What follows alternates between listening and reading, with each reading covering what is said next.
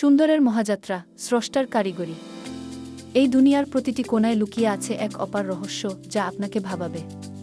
আমরা প্রতিদিন যা দেখি, সেই দিগন্ত বিস্তৃত আকাশ, ঢেউ খেলানো সবুজ জমিন, আর পাখির কলরব, এসব কিছু যেন এক সুতার বাঁধনে বাঁধা। এই ভিডিওতে আমরা ডুব দেব সেই সুন্দরের গভীরে, যা কেবল চোখ দিয়ে দেখা যায় না, হৃদয় দিয়ে অনুভব করতে হয়। আমরা জানব এই সীমাহীন সুন্দরের উৎস আসলে কোথায়। চারিদিকে শুধু মুগ্ধতা।